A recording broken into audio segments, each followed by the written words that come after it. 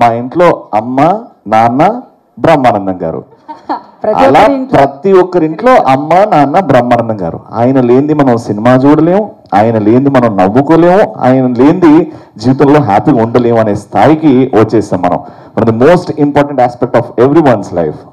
With great honor and respect, with a lot of gratitude and love, let me introduce Shri Padma Shri Brahmanandam Garu.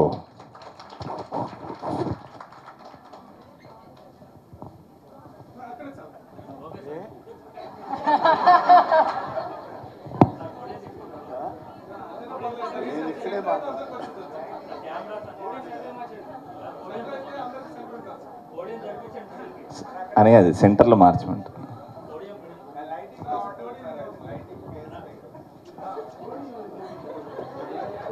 ఎవరికి చెప్తున్నారు sir మీరు lighting గురించి? ఎవరితో మాట్లాడుతున్నారు? ఇక్కడుండా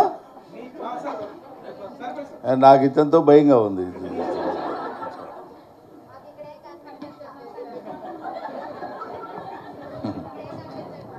అటోళ్ళు కనపట్లేదండి, మరి వాళ్ళని ఏం చేయమంటారు? ఇటోళ్ళు కనపట్లేదు వీళ్ళు అంటారు, వాళ్ళకి కనపడినా కనపడడం పర్లేదు మాకు కనపడాలని వీళ్ళు అంటారు. వెనకాల పాపం వాళ్ళు నా హైట్ ఉన్నోడు బ్యాచ్కి అసలు కనపట్టలేదు. ఏంటి పరిస్థితి ఆలోచించండి. ఇక్కడ కనపడాల్సిన అవసరం లేదు, వినపడితే చాలు కదా.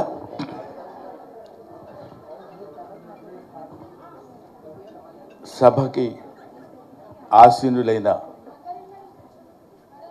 ఢిల్లీ యూనివర్సిటీ ప్రొఫెసర్ గారు, మా అమ్మాయి రేణు దేశాయ్, శ్రీ రామచంద్ర యాదవ్, ఆయన గురించి నేను ప్రత్యేకంగా చెప్పాల్సిన పని లేదు. ఈ కార్యక్రమమే చెప్తుంది ఆయన గురించి. చాలామంది పొలిటికల్ లీడర్స్ అద్భుతమైనటువంటి కార్యక్రమాలు నిర్వహించి కొన్ని లక్షల మంది జనాన్ని పోగేసుకుని నేను నా పార్టీ ఇది నేను ఇది అని చెప్పుకోవడానికి ప్రయత్నించే రోజుల్లో అలా కాకుండా ఇటువంటి కార్యక్రమాలు చేయాలి, ఉపాధ్యాయుల్ని గౌరవించాలి.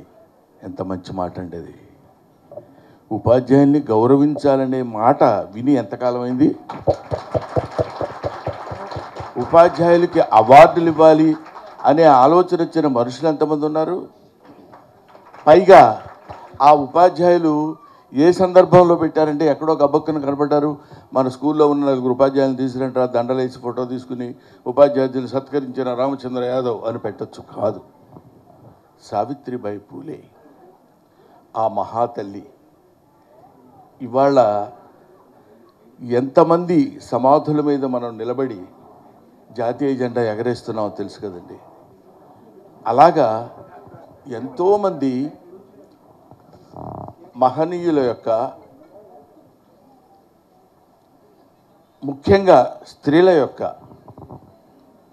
ఆశయాల మీద మనం బతుకుతూ, ఇందాక అమ్మాయి చెప్పింది, నేను వాళ్ళు ఇక్కడ నిలబడి మాట్లాడగలుగుతున్నానంటే that all credit goes to Savitribai Phule. ఎంత కష్టపడ్డారండి.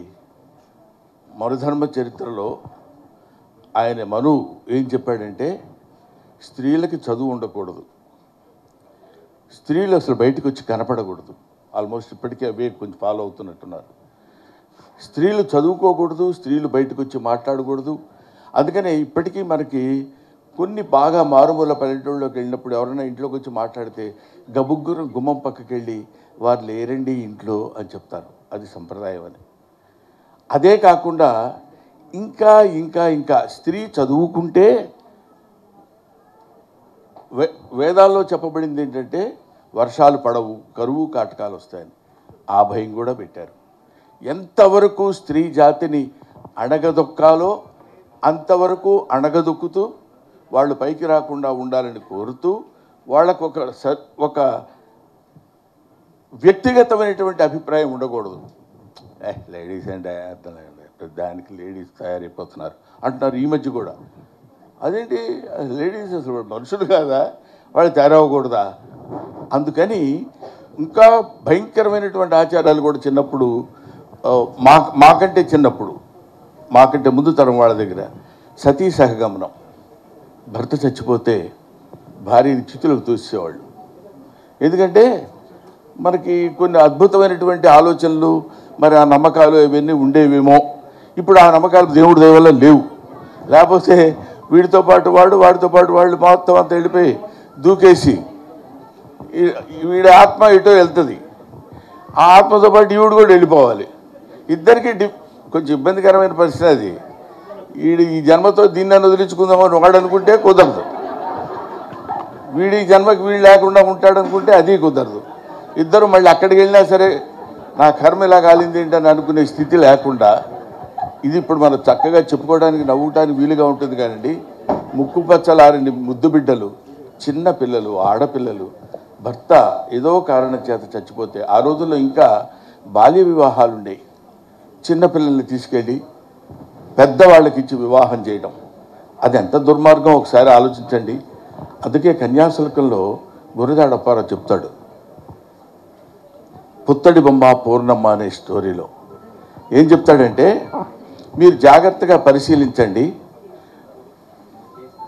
10 ఏళ్ళు 9, 10 ఏళ్ల పిల్ల పసికందు, దానికి ఏమీ తెలియదు. దాన్ని 60 ఏళ్ళ 70 ఏళ్ల వాడితో